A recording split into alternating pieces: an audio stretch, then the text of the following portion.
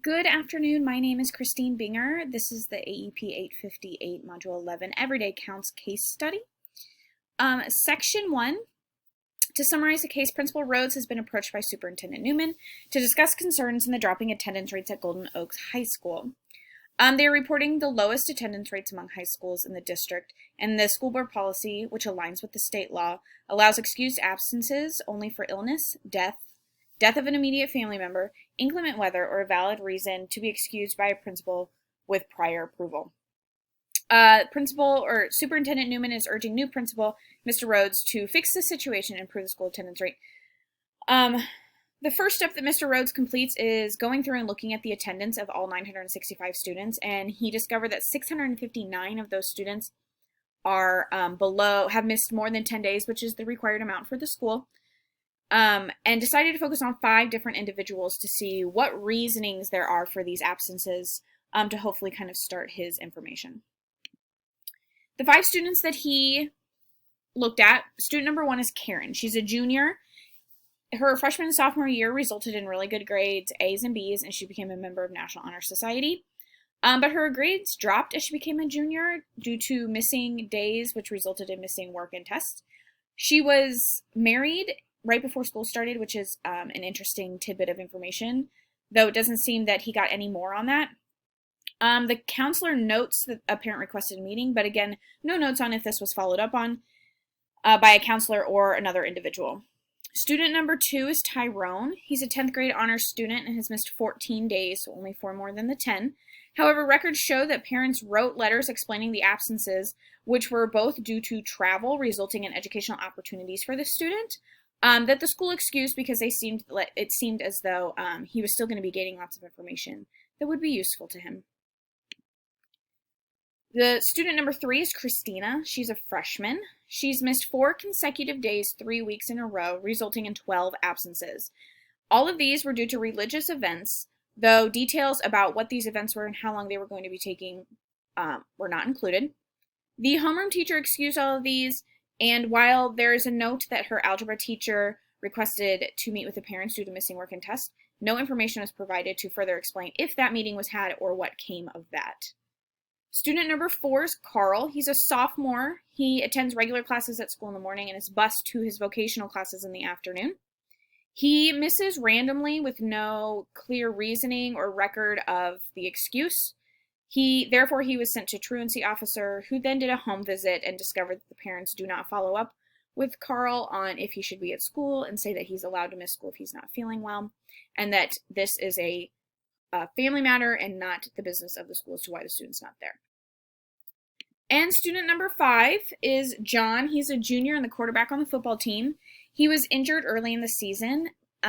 Therefore, he is excused from school on Tuesday and Thursday afternoons for physical therapy for about 2.5 hours. And then the athletic director excuses John on Friday afternoon so he can rest before his football games.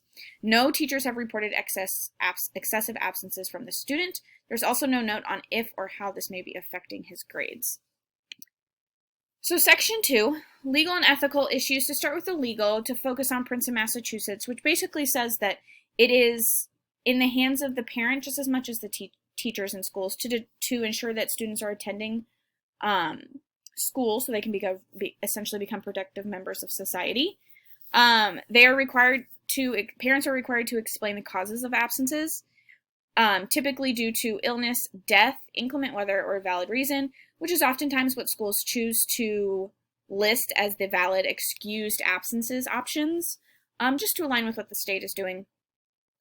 Additionally, teachers are accountable for accurate documentation of student attendance. This would be turning in attendance, being accurate about absences and tardies, and any follow-through on admin or school with parents and students about what may be taking place if they see consistent issues with attendance taking place for each student.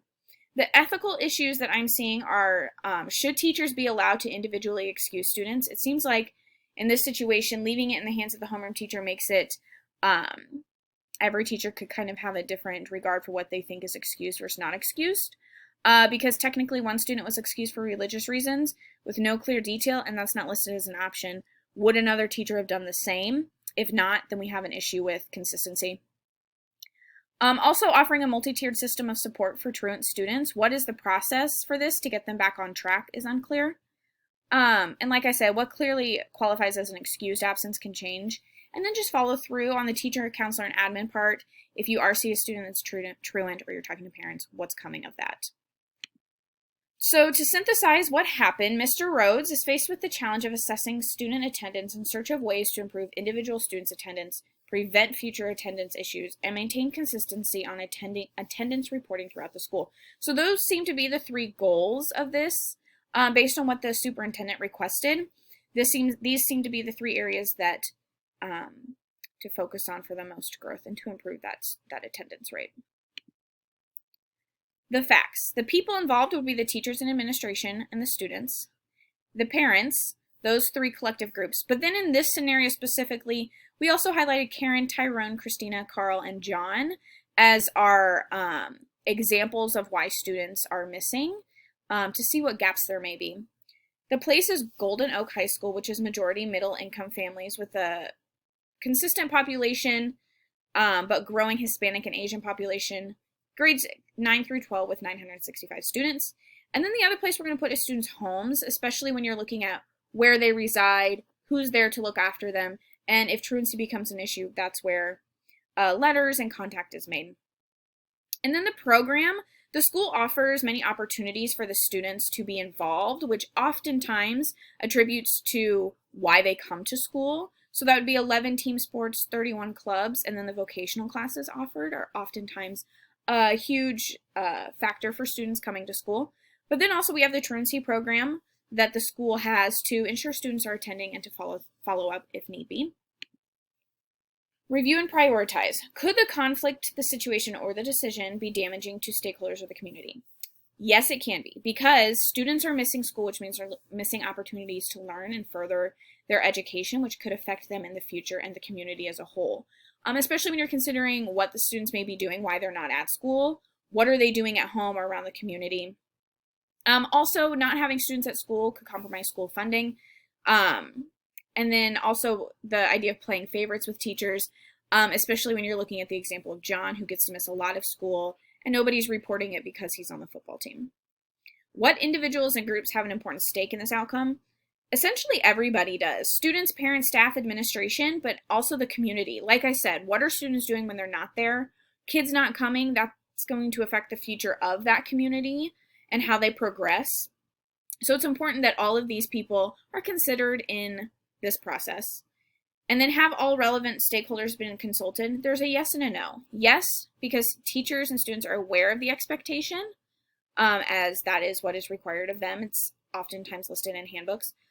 But no, because parents may not be aware of the legal requirements or they may not care. Oftentimes parents don't understand or realize what truancy means and how that affects them as individuals and not just the student. Can I learn more about the situation?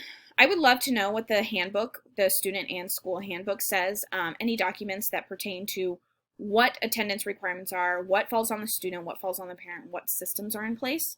And I want to know, are the expectations clear? Is the process made easy? Are the consequences clear? And are the results consistent?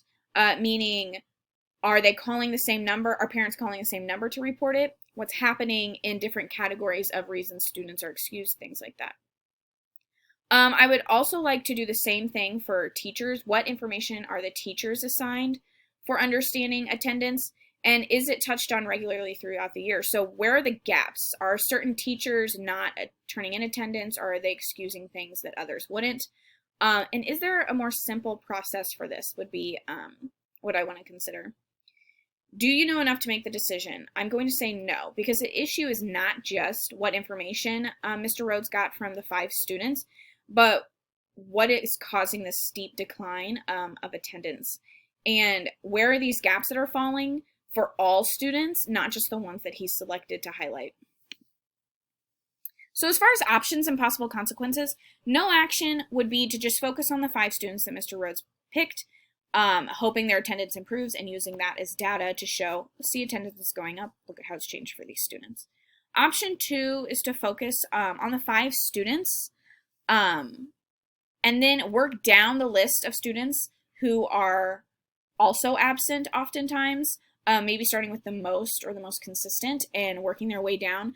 This way you're getting to the students that are having attendance issues, but you're still not looking at the gaps that are there causing this. And option 3 is a more comprehensive plan, focusing on the attendance issues, not necessarily the individual. While both need to happen, we need to see what's causing this and where can we bridge these gaps to ensure that attendance is accurate but also consistent for everybody. So the pros and cons: a pro of no action is you're addressing these students and you're helping them, but a con is you're only looking at these students and you're not looking at the school as a whole. Option 2, pro, would be you focus on students that are experiencing low attendance, which is great because you will likely hit a lot of students and get them to improve. So your rates will likely go down. However, again, you're not looking at attendance as a whole and what has caused attendance to get to this point. Option 3 addresses the issues as a whole for the school and provides opportunities for involvement as you start this process. And a con may be that you're not directly addressing high attendance issues. Like if a student is there only once a week, you may not have as much time to look at them directly, but in the long run, you are helping more individuals. So as a result, option 3 would be what I choose.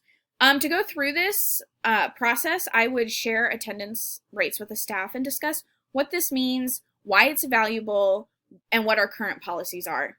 But I would express that because our attendance is so poor, we need to set up a committee of teachers and staff to improve. That goal is to improve attendance.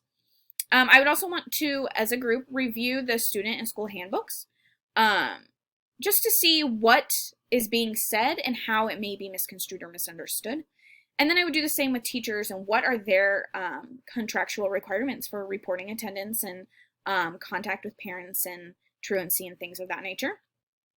I would then reestablish what this process should look like and reintroduce the changes that need to happen to staff members as soon as possible. Mr. Rhodes started this when he came back from winter break, so I feel like he could easily start implementing things in the spring, and then by fall, especially after looking over the summer at what worked and what didn't work, and they can revamp the process, do a whole revision for teachers, parents, and students of what the expectation is, and follow through with consistency by looking at data points for each of the goals that they had set.